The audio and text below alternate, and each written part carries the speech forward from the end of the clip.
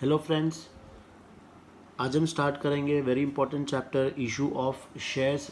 सबसे पहले हम पढ़ेंगे इस चैप्टर से रिलेटेड थोड़ी सी थियरी पढ़ेंगे। उसके बाद हम लोग इसमें जो प्रैक्टिकल क्वेश्चंस आते हैं वो हम लोग सॉल्व करेंगे। तो इशू ऑफ शेयर्स में सबसे पहले जो हमें पढ़ना है वो पढ़ना है किसके रिलेटेड, हमें पढ़ना है कंपनी के बारे में। एक कंपनी क्या होती है? एक कंपनी बेसिकली क्या है? Is an association of person, है ना। एसोसिएशन ऑफ पर्सन वो क्या करते हैं? बिजनेस में पैसा लगाते हैं।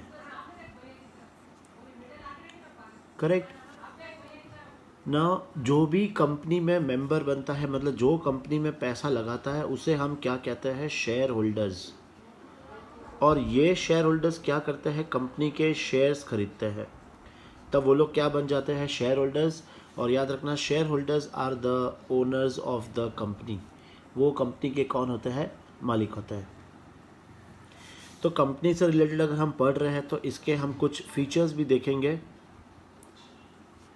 नाउ फीचर्स बेसिकली क्या है, देखो। फर्स्ट तो ये क्या है? Body corporate. Now body corporate का मतलब क्या होता है कि जैसे हम लोग ने पार्टनरशिप पढ़ी थी, तो पार्टनरशिप में कौन सा एक्ट एप्लीकेबल था? Partnership act. यहाँ वैसे ही सेम यहाँ पर कौन सा एक्ट एप्लीकेबल हो जाता है? Companies act. मतलब जो भी रूल्स एंड रेगुलेशंस होगा वो हम लोग अकॉर्डिंग टू कंपनीज एक्ट ही फॉलो करेंगे हम लोग। ठीक है। फिर है separate legal entity. Separate legal entity का मतलब होता है कि इस कंपनी को एक अलग क्या मिलती है? पहचान मिलती है। फॉर एग्जाम्पल, जैसे आज तुम लोग देखते हो टाटा, बिरला, रिलायंस, इन कंपनी को क्या है? एक अलग पहचान है। ये अपने कंपनी के नाम से बैंक में क्या कर सकते हैं? अकाउंट ओपन कर सकते हैं। जैसे मैं अपने बैंक में अकाउंट ओपन कर सकता हूँ अपने नाम से, वैसे ही टाटा कंपनी क्या कर सकती है? बैंक में अपने नाम से अकाउंट ओपन कर सकती है। ठीक है। नेक्स्ट इंपॉर्टेंट फीचर्स जो हमें पढ़ना है वो है लिमिटेड लाइबिलिटी। ना, इस कंपनी की जो लाइबिलिटी होती है वो क्या होती है? लिमिटेड होती है। ना, लिमिटेड कैसे? देखो, या तो लिमिटेड बाय शेयर्स या फिर limited by guarantee.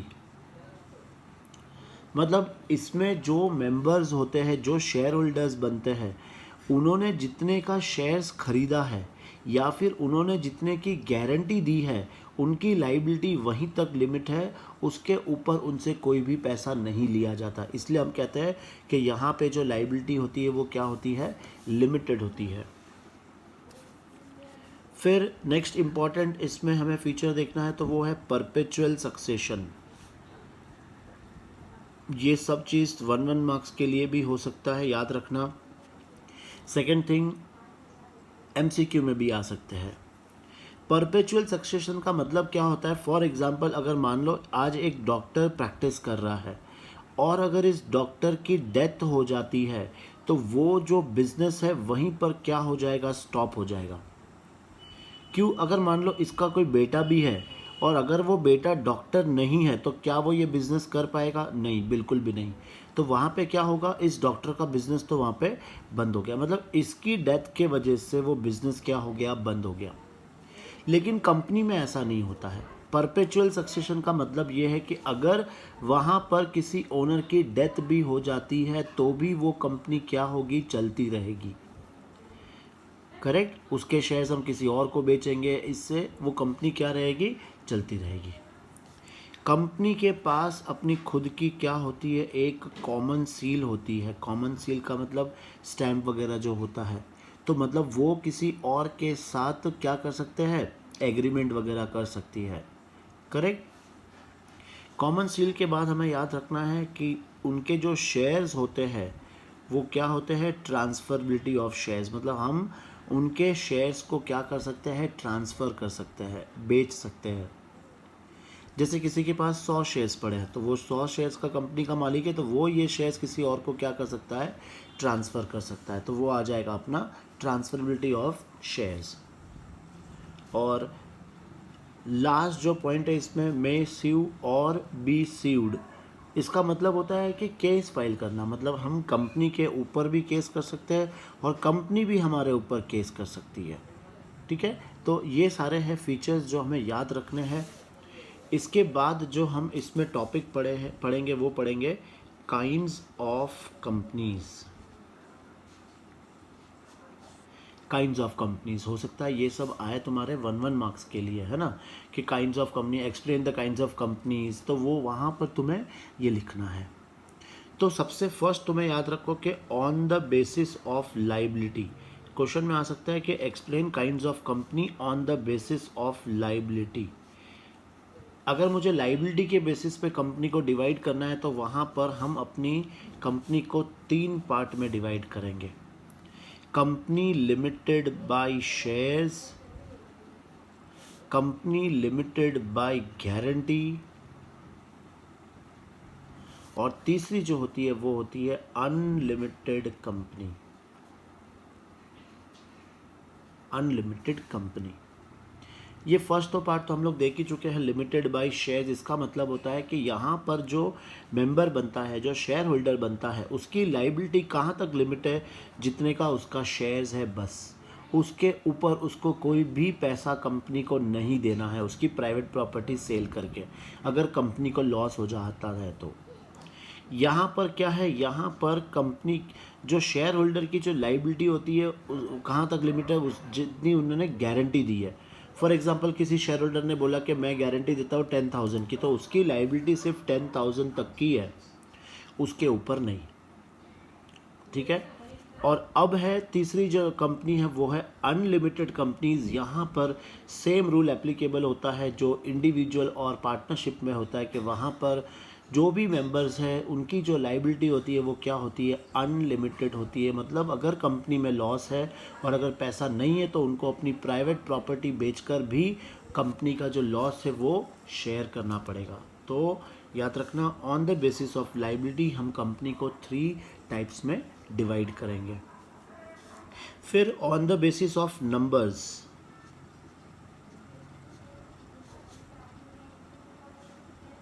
On the basis of numbers हम कंपनी को 3 टाइप में, members, on the basis of members हम कंपनी को यहाँ पे 3 टाइप में डिवाइड कर सकते हैं। जो फर्स्ट है वो है पब्लिक कंपनी, सेकंड है प्राइवेट कंपनी, और जो थर्ड है वो है 1 पर्सन कंपनी।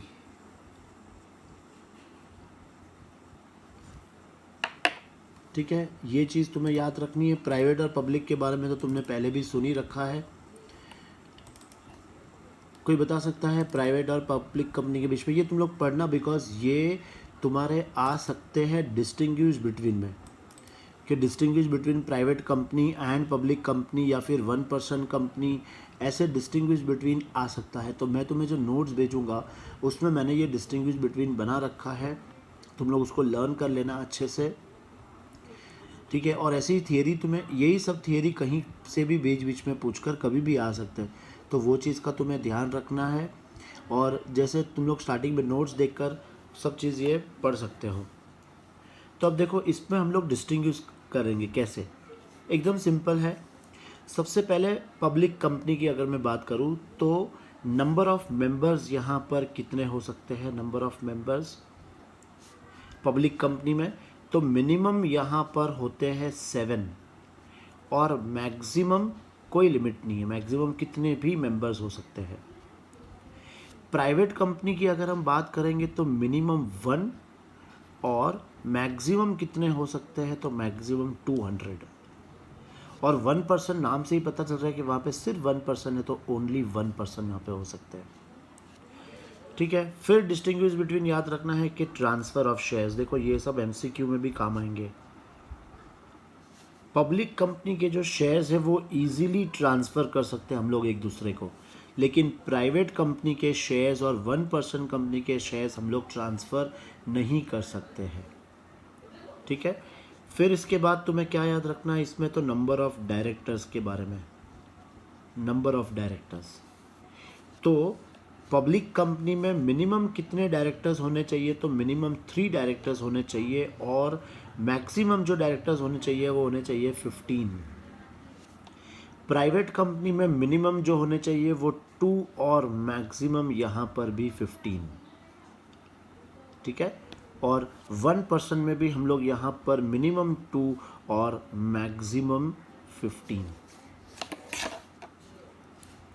ठीक है। फिर पब्लिक डिपॉजिट, कौन सी कंपनी पब्लिक डिपॉजिट ले सकती है? तो पब्लिक कंपनी ले सकती है, प्राइवेट कंपनी और 1% कंपनी पब्लिक डिपॉजिट नहीं ले सकती है, ठीक है। और नेम के आगे हमें क्या मेंशन करना होता है? यहाँ पर जो हमें मेंशन करना होता है वो होता है लिमिटेड, मतलब मेरे नाम के आगे वहाँ पे क्या लग जाएगा? लिमिटेड। और यहाँ पर हमें प्राइवेट लिमिटेड लगाना बहुत ज़रूरी है, प्राइवेट लिमिटेड। और तीसरा यहाँ पर 1% कंपनी लिखना बहुत ज़रूरी है, ठीक है। तो ये हो गया तुम्हारा डिस्टिंग्विश बिटवीन एज पर, क्या कह सकते हैं हम लोग इसको, नंबर ऑफ मेंबर्स के अकॉर्डिंग। चलो करते हैं हम लोग स्टार्ट, उसके आगे और पढ़ेंगे। अब हम करेंगे शेयर कैपिटल। पहले हम सब थियरी पढ़ेंगे, थियरी के बाद हम लोग प्रैक्टिकल क्वेश्चंस करेंगे। नाउ शेयर कैपिटल का मतलब, शेयर कैपिटल जैसे हम लोग ने इंडिविजुअल का हमने देखा था कि इंडिविजुअल जब बिजनेस में पैसा लगाता है या पार्टनर जब बिजनेस में पैसा लगाता है तो उसको हम क्या कहते हैं? कैपिटल। और जब कंपनी की बारी आती है तो हम उसको क्या कहते हैं? Share capital. बिकॉज कंपनी क्या करती है? अपने शेयर्स मार्केट में बेचकर वो क्या इकट्ठा करते हैं? कैपिटल इकट्ठा करते हैं, इसलिए हम क्या कहते हैं उसे? Share capital. Now share capital के कैटेगरीज क्या क्या है वो हमें याद रखनी है, वेरी इंपॉर्टेंट है ये एमसीक्यू में आ सकती है, वन वर्ड में आ सकता है, तो ये अपने को ध्यान से पढ़ना है अच्छे से। देखो नाउ कैटेगरी, सबसे फर्स्ट हम लोग जो बोलेंगे कि ऑथोराइज्ड कैपिटल। ऑथोराइज्ड कैपिटल का मतलब होता है मैक्सिमम कैपिटल, याद रखना। ऑथोराइज्ड कैपिटल का मतलब होता है मैक्सिमम कैपिटल। जैसे फॉर एग्जांपल एक बंदे के पास 1 करोड़ रुपीस है, ठीक है, 1 करोड़ रुपया है, तो ये उसके पास मैक्सिमम पैसा है 1 करोड़ रुपया। ज़रूरी नहीं कि अभी का अभी वो बिजनेस में अपने 1 करोड़ रुपीस लगा दे, पर 1 करोड़ उसके पास है, वो उसकी क्या हो गई? मैक्सिमम कैपिटल, ठीक है। नाउ इस ऑथोराइज कैपिटल को हम और दूसरे क्या नाम से पहचानते हैं? तो वो है नॉमिनल कैपिटल, और इसको हम कह सकते हैं रजिस्टर्ड कैपिटल। नॉमिनल कैपिटल और रजिस्टर्ड कैपिटल। नौ क्यों कहते हैं इसको नॉमिनल और रजिस्टर्ड कैपिटल? तो देखो रजिस्टर्ड कैपिटल का मतलब क्या है कि जैसे हमें कोई भी कंपनी स्टार्ट करने से पहले हमें कुछ डॉक्यूमेंट्स बनाने पड़ते हैं, अगर तुम्हें ध्यान होगा तो मेमोरेंडम ऑफ एसोसिएशन। कंपनी का जब मेमोरेंडम ऑफ एसोसिएशन बनता है तो वहाँ पर उसको उसकी कैपिटल दिखानी होती है, तो उस वहाँ जो कैपिटल हम लोग रजिस्टर्ड करते हैं उसे हम कहते हैं registered capital, authorise capital, nominal capital, ठीक है। ये याद रखना अच्छे से। ये जो ऑथोराइज कैपिटल, रजिस्टर्ड कैपिटल है, इसको हम लोग बाद में चेंज कर सकते हैं, हमें अपने मेमोरेंडम ऑफ एसोसिएशन में क्या करना पड़ेगा? चेंज करना पड़ेगा, ठीक है। तो नेक्स्ट ऑथोराइज कैपिटल के बाद हमें पढ़ना है इशूड कैपिटल। अब जैसे मैंने बताया था कि किसी बंदे के पास 1 करोड़ रुपीज़ है, उसको अभी पूरे बिजनेस में पैसा लगाने की ज़रूरत नहीं है, समझो उसने अपने बिजनेस में लगा दिए 80 लाख रुपीज़, तो 1 करोड़ में से उसने 80 लाख बिजनेस में लगाया। तो यही सेम है कि कंपनी के पास समझो ऑथोराइज कैपिटल है 1 लाख शेयर्स, कि कंपनी मैक्सिमम कितने शेयर्स इशू कर सकती है? 1 लाख शेयर्स।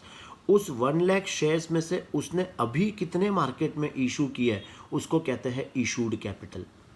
तो हम लोग ऐसे कह सकते हैं कि issued capital is a part of authorised capital, मतलब हमने अपने ऑथोराइज्ड में से कितने शेयर्स मार्केट में इशू कर दिए हैं उसको हम कहते हैं issued capital.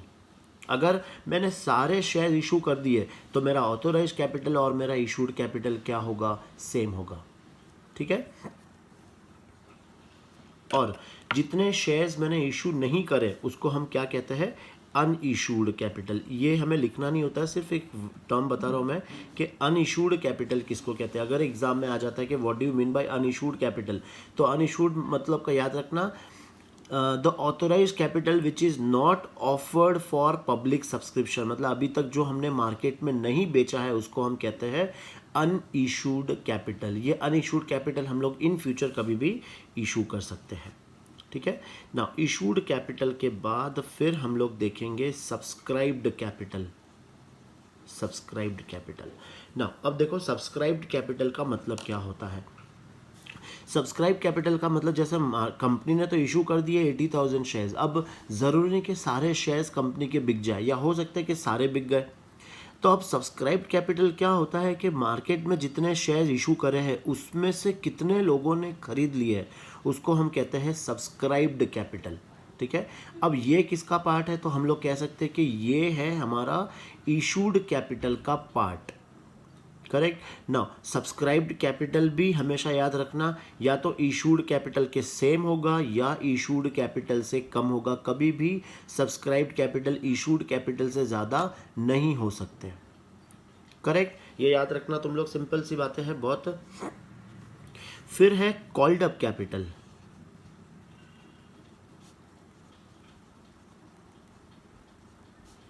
Called up capital, और इसके बाद जो हमें पढ़ना है वो है पेड अप कैपिटल। जब हम बैलेंस शीट बनाते हैं तो ये सारी इतनी सारी चीज़ें हम लोग नहीं लिखते, लेकिन जब हमें कैटेगरी पढ़नी होती है तो तब हमें ज़रूर ये सब पढ़ना होता है।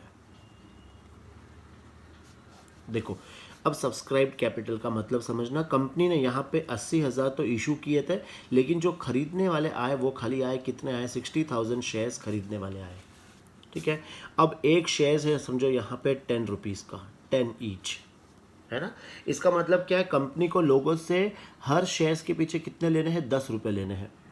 अब कंपनी ने समझो यहाँ पे कॉल्ड अप किया है 8 रुपया, अभी तक 10 रुपये नहीं मांगे, सबसे 8 रुपये ही मांगे, मतलब इंस्टॉलमेंट में कैसे हम लोग फीस लेते हैं वैसे ही कंपनी भी यहाँ पे शेयर्स क्या कर सकते हैं, इंस्टॉलमेंट में पैसा ले सकते हैं। तो कॉल्ड अप कैपिटल का मतलब वो होता है जो कंपनी ने लोगों से शेयर होल्डर्स को बोल दिया कि तुम लोग ये अमाउंट पे करो, करेक्ट। और अगर समझो, देखो अगर समझो 10 रुपये का 10 रुपये पूरा मांग दिया तो हम लोग क्या कह सकते हैं उसको, fully called up. Partly called up का मतलब क्या होता है, जैसे 10 रुपये का शेयर है, हमने सिर्फ 8 रुपये मांगे, इसको कहते हैं हम लोग पार्टली कॉल्ड अप। फिर आता है पेड अप कैपिटल। तो पेड अप कैपिटल का मतलब ये होता है कि इस 8 रुपीज़ में से शेयर होल्डर्स ने कितना पैसा पे कर दिया है, वो होता है तुम्हारा पेड अप कैपिटल, ठीक है। तो जब अगर पूरा पैसा पे कर दिया है, जैसे 10 रुपीज़ का 10 रुपीज़ अगर शेयर होल्डर्स ने पे कर दिया तो उसको हम लोग क्या कहते हैं, fully paid up, fully paid up shares. और अनकॉल्ड कैपिटल का मतलब क्या है, जो पैसा अभी तक मांगा नहीं गया है, मतलब ये सब्सक्राइब कैपिटल, फॉर एग्जांपल जैसे 10 में से 8 मांगा था तो इसका मतलब 2 रुपये अभी तक कंपनी ने मांगा नहीं है, वो है क्या, अनकॉल्ड कैपिटल। अब तुम लोग एग्जाम में किस में कंफ्यूज होंगे, अनइशूड और अनकॉल्ड, डिफरेंस समझना अच्छे से। अनइशूड का मतलब क्या होता है, वो शेयर्स जो मैंने अभी तक मार्केट में इशू नहीं करे हैं, और अनकॉल्ड का मतलब क्या होता है कि वो सब्सक्राइब कैपिटल का पार्ट जो मैंने अभी पब्लिक से मांगा नहीं है, उसको कहते हैं हम लोग अनकॉल्ड, ठीक है। फिर एक इसमें एक और लास्ट आता है रिजर्व कैपिटल, जो बहुत बार इस पर क्वेश्चन पूछा गया है कि what do you mean bye reserve capital.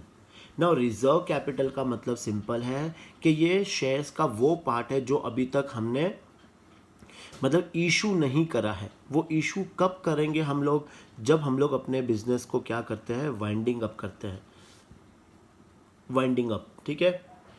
और ये जो शेयर्स होता है रिजर्व कैपिटल, ये हम किसके लिए रखते हैं, ये हम क्रेडिटर्स के लिए रखते हैं, ताकि अगर उनका पैसा अगर कुछ डूब रहा हो तो वो लोग क्या करेंगे, वो लोग ये रिजर्व कैपिटल में से यूज़ करके वो लोग ले सकते हैं, ठीक है। तो अब याद रखना, सबसे फर्स्ट आता है ऑथोराइज कैपिटल। ऑथोराइज कैपिटल का पार्ट आता है इशूड और अनइशूड। इशूड का पार्ट आता है सब्सक्राइब्ड। सब्सक्राइब में आता है फुल्ली पेड अप और but not fully paid up. तो ये है अपनी सिंपल कैटेगरी जो तुम्हें समझना है। सबसे पहले क्या आता है, ऑथोराइज्ड कैपिटल। ऑथोराइज्ड का सेकेंड पार्ट, ऑथोराइज्ड में क्या क्या आएगा, दो, एक तो इशूड कैपिटल और अनइशूड कैपिटल। फिर इशूड कैपिटल का जो पार्ट है वो है सब्सक्राइब्ड कैपिटल, और सब्सक्राइब कैपिटल को हमने दो पार्ट में डिवाइड किया है, subscribed and fully paid up. और यहाँ पर subscribed but not fully paid up. तो जब मैं अपनी बैलेंस शीट बनाऊंगा तो बैलेंस शीट में हमें ये कैटेगरी फॉलो करनी है, ठीक है। अब इसके बाद हम लोग टाइप्स ऑफ या फिर क्लासेस ऑफ शेयर्स देखते हैं, मतलब शेयर्स कितने टाइप्स के होते हैं। तो शेयर्स के हम क्या पढ़ रहे हैं, टाइप्स। तो हमेशा याद रखना शेयर्स दो ही टाइप के होते हैं, एक प्रेफरेंस शेयर्स और दूसरा इक्विटी शेयर्स। हम लोग ने जो अभी ऊपर पढ़ा था ऑथोराइज्ड वगैरह, वो सब क्या है, वो शेयर्स की कैटेगरीज है, और ये क्या है, शेयर्स के टाइप्स है। तो अगर कभी तुम्हें टाइप्स पूछे और तुमने ऑथोराइज्ड इशूड वगैरह लिख दिया, तुम्हारे मार्क्स कट जाएंगे, ये याद रखना। टाइप्स पूछा है तो दो ही टाइप्स है, प्रेफरेंस शेयर्स और इक्विटी शेयर्स। और कैटेगरीज पूछी है तो तुम्हें क्या लिखना है, authorised, issued, subscribe, called up, paid up, वो सारी चीज़ें लिखनी है। दोनों में ध्यान रखना, बिल्कुल कंफ्यूज मत होना। सबसे फर्स्ट अब हम लोग पढ़ेंगे इसमें प्रेफरेंस शेयर्स।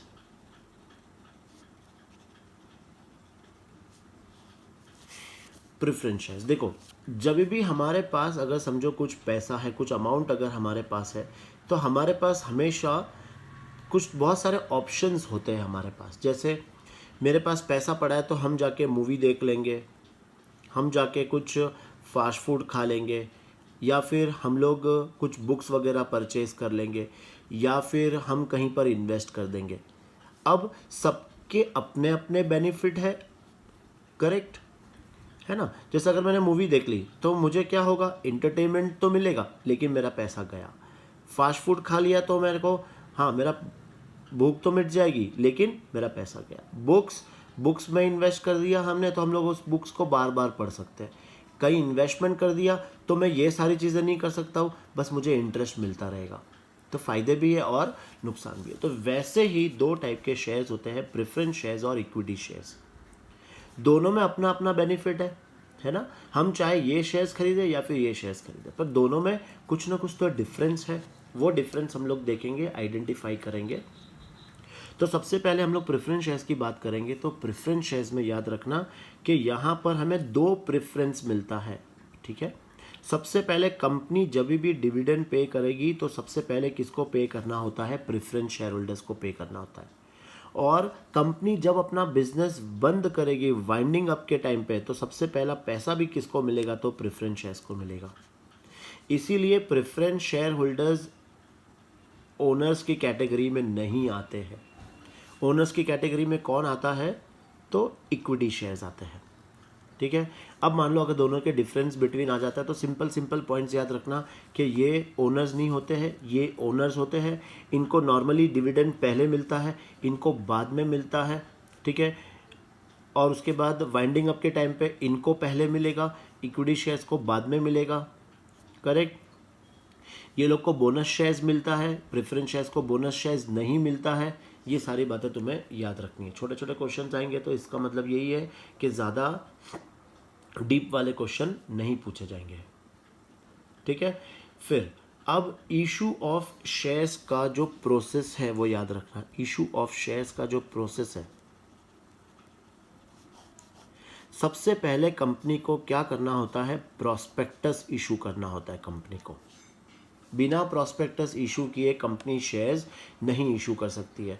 तुम जब भी देखना टीवी पर अगर शेयर्स का एडवर्टीजमेंट आता है तो वहाँ पर एक फास्ट में एक लाइन बोली जाती है ना, read the offer document correctly before investing, ऐसे कुछ बोला जाता है एकदम फास्ट। तो सबसे पहले कंपनी का प्रोस्पेक्टस होता है। उस कंपनी के प्रोस्पेक्टस में कंपनी ये लिखती है कि हम जो तुमसे पैसा ले रहे हैं वो पैसा हम लोग कहाँ पर इन्वेस्ट करने वाले हैं, वो उसमें लिखा होगा, है ना। तो अगर मुझे किसी कंपनी में इन्वेस्ट करना है तो मैं उसका प्रोस्पेक्टस पढ़ लूँगा तो मुझे पता चल जाएगा कि ये कंपनी मेरा पैसा कहाँ पे लगाने वाली है, अच्छे सेक्टर में लगाने वाली है कि नहीं, कि जहाँ से मुझे अपना रिटर्न्स अच्छे से मिले। तो प्रोस्पेक्टस देखना है हमें। उसके बाद कंपनी के पास क्या आती है, एप्लीकेशंस आती है। कंपनी के पास एप्लीकेशंस आती है, ठीक है। फिर अब यहाँ पे क्या ध्यान रखना है अपने को कि कंपनी के पास जो मिनिमम सब्सक्रिप्शन है वो 90% आना चाहिए। ये याद रखना, कंपनी के पास मिनिमम सब्सक्रिप्शन 90% आना चाहिए और वो भी 120 डेज के अंदर अंदर आना चाहिए। ये बात याद रखना, एमसीक्यू के लिए इम्पॉर्टेंट हो सकता है ये कि एप्लीकेशन मिनिमम सब्सक्रिप्शन 90% तो उनके पास आना ही चाहिए और मिनिमम 120 डेज के अंदर आना चाहिए। ठीक है, तो अगर ये चीज़ नहीं आती है तो क्या होगा, तो मुझे जो भी पैसा मैंने एप्लीकेशन के टाइम पे लिया था मुझे वो 130 डेज के अंदर अंदर वापस उन जिन्होंने पैसे लगाए थे उनको वापस मुझे रिटर्न करना पड़ेगा, याद रखना। ठीक है, वापस देखो, एप्लीकेशन का मतलब क्या है, कंपनी लोगों से पैसा मांग रही है। तो समझो कंपनी ने लोगों से 5 लाख रुपए मांगे, तो कंपनी के पास एटलीस्ट 90% तो सब्सक्रिप्शन आ जाना चाहिए, वो भी 120 दिन के अंदर अंदर। नहीं आता है तो कंपनी को 130 दिन के अंदर अंदर वो पैसा वापस देना होता है। मान लो ये सब आ गया, तो एप्लीकेशन के बाद कंपनी क्या करती है, अलॉटमेंट। अलॉटमेंट का मतलब शेयर्स बांट देती है उनको। ठीक है, कंपनी उनको शेयर्स बांट देती है। फिर हमें इसमें क्या याद रखना है, बस अब इसमें एंट्रीज देखेंगे हम लोग, और भी कुछ थियोरी होगी तो मैं इसमें एक्सप्लेन करता हूँ तुम्हें। चलो अब हम लोग ये देखेंगे कि जैसे शेयर्स पे हम जो पैसा इकट्ठा करते हैं वो कैसे करते हैं। देखो वेरी इंपॉर्टेंट ये सब टॉपिक्स है। जैसे हमने देखा था कि शेयर्स को हम लोग टुकड़ों में पैसा इकट्ठा कर सकते हैं, तो एप्लीकेशन हो गया, फिर अलॉटमेंट हो गया। अलॉटमेंट के बाद हम लोग क्या करते हैं, कॉल करते हैं। कॉल हम लोग जितनी चाहे उतनी कर सकते हैं। फर्स्ट कॉल कर सकते हैं, सेकंड कॉल कर सकते हैं, थर्ड कॉल कर सकते हैं, etcetera etcetera.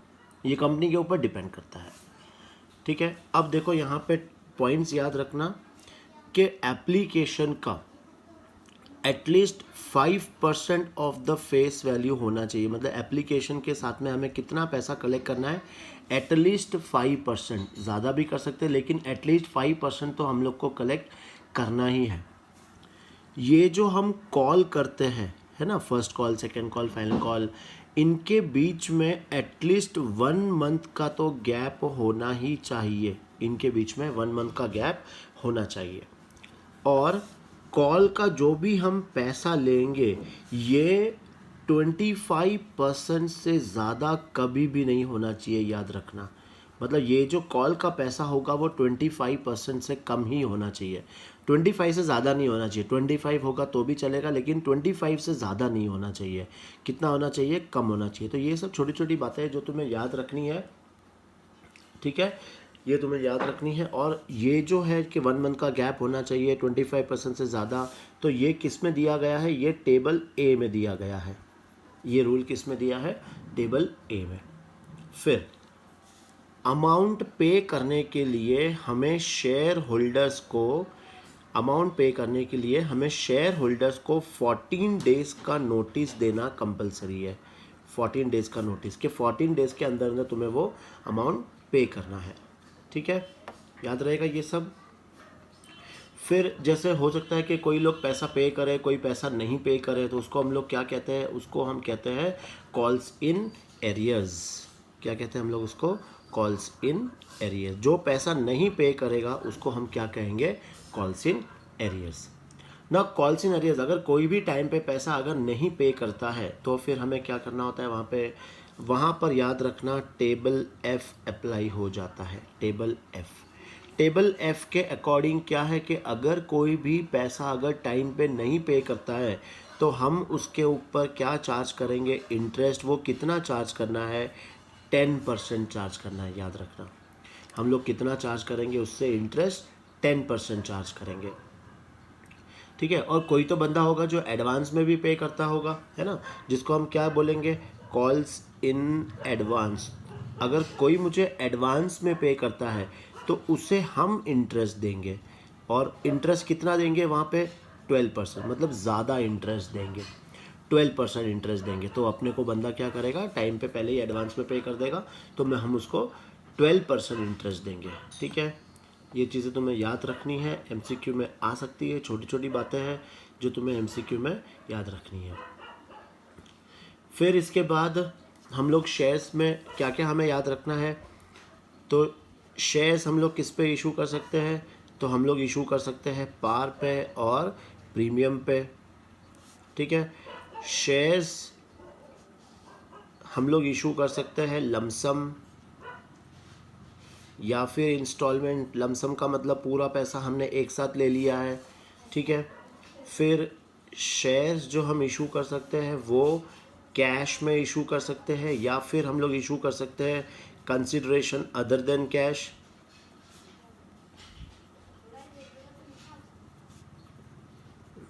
Consideration other than cash, ठीक है ना। अब थोड़ा सा हम लोग फोकस करेंगे ये कंसिडरेशन अदर देन कैश पे। एक बार देख लेते हैं इस टॉपिक को छोटे से, फिर एक साथ एंट्रीज हम लोग पढ़ लेंगे।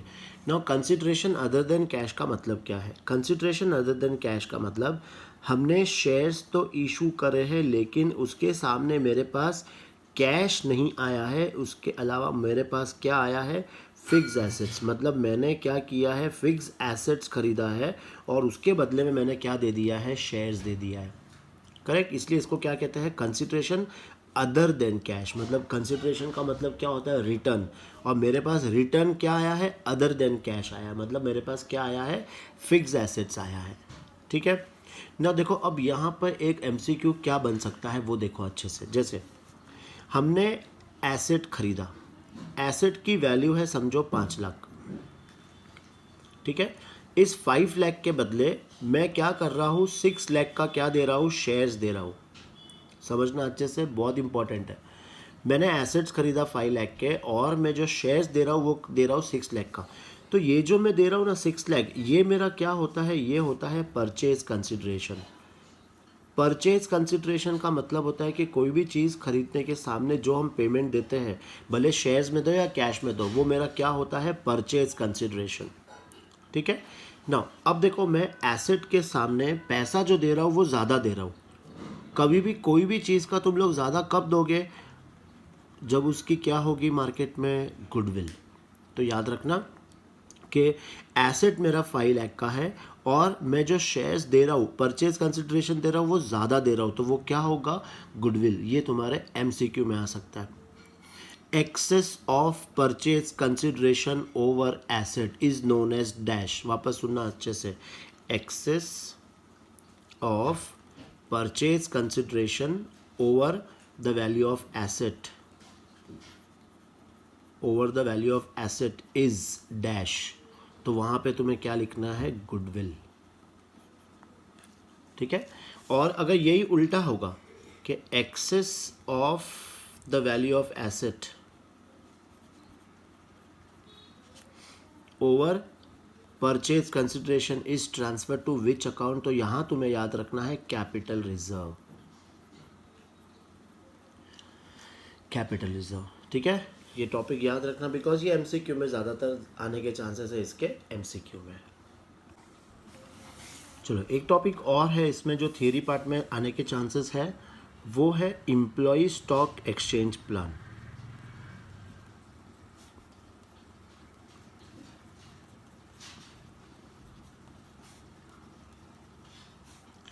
जिसको हम लोग ESOP बोलते हैं, एम्प्लॉय स्टॉक एक्सचेंज प्लान ना। यहाँ पे बेसिकली क्या है कि कंपनी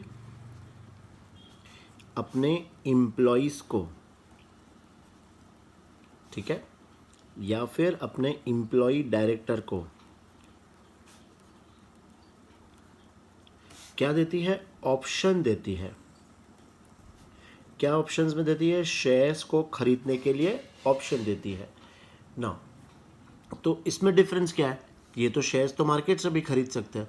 तो डिफरेंस ये है कि इनको जो ऑफ़र प्राइस दिया जाता है वो हमेशा याद रखना, वो मार्केट वैल्यू से कम वाला ऑफ़र देते हैं। जैसे मार्केट में अगर समझो शेयर्स की वैल्यू चल रही है 100 रुपया, तो इनको जो ऑफ़र दिया है वो 80 रुपये में ऑफ़र दिया है, ठीक है। क्यों ऑफ़र देते हैं? बिकॉज ये अपने एम्प्लॉयज़ है, तो इनको कुछ ना कुछ तो बेनिफिट मिलना चाहिए अपने एम्प्लॉयज़ के लिए, है ना। तो यहाँ पे कंपनी अपने एम्प्लॉय या फिर एम्प्लॉय डायरेक्टर को ऑप्शन देती है कि तुम लोग को एक शेयर्स खरीदने का हम ऑप्शन दे रहे हैं। तुम लोग या चाहो तो वो शेयर्स खरीद सकते हो, लेकिन ये राइट्स तुम लोग मार्केट में किसी और को बेच नहीं सकते हो, या तुम ही खरीद सकते हो या फिर मत खरीदो, ठीक है।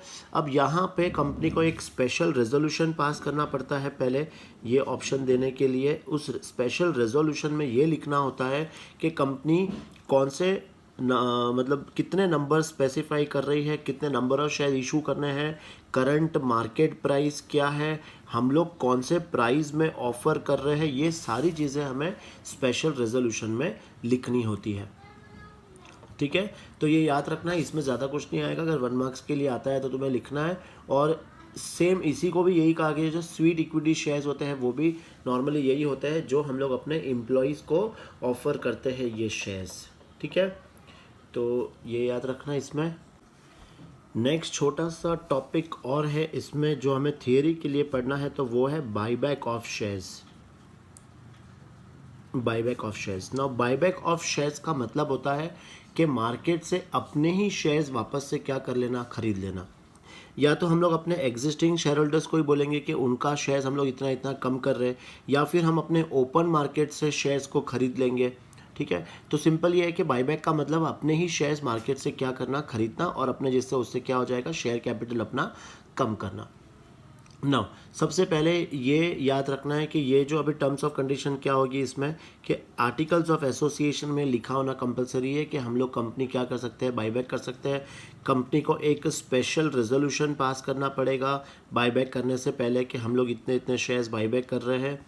थर्ड पॉइंट, कंपनी जितना भी तुम्हारा शेयर्स का फेस वैल्यू है या फिर शेयर्स का जितना अमाउंट है तुम्हारा, उसका सिर्फ 25% ही बाईबैक कर सकती है। और बाईबैक करने के बाद जो तुम्हारा डेप्ट इक्विटी रेशो है वो तुम्हारा ratio should not be more than 2:1। याद रखना कि तुम्हारा 2:1 से ज़्यादा नहीं होना चाहिए डेप्ट इक्विटी रेशो। और जो शेयर्स तुम लोग बाईबैक कर रहे हो वो हमेशा याद रखना वो क्या होना चाहिए, फुल्ली पेड होना चाहिए। अगर वो फुल्ली पेड नहीं है तो हम लोग शेयर्स को बाईबैक नहीं कर सकते। ठीक है, और जिस टाइम पे हम लोग ने स्पेशल रेजोल्यूशन पास किया है उसके विदिन 12 मंथ के अंदर अंदर हम लोग को वो बाईबैक का जो प्रोसीजर है वो पूरा कंप्लीट करना पड़ेगा। करेक्ट, और ये चीज़ हमें अपने रजिस्ट्रार और सेबी को बताना कंपलसरी है, उनको हमें ये इन्फॉर्म करना कंपलसरी है। ठीक है, चलो अब हम लोग आते हैं अपनी एंट्रीज़ पर आते हैं। हम लोग सारी एंट्रीज़ पढ़ेंगे स्टार्टिंग से लेके एंड तक, क्या क्या एंट्रीज इसमें आएगी, और फिर हम लोग ओवर सब्सक्रिप्शन वाले क्वेश्चंस करेंगे। ठीक है, तो स्टार्ट करते हैं हम लोग एंट्रीज़।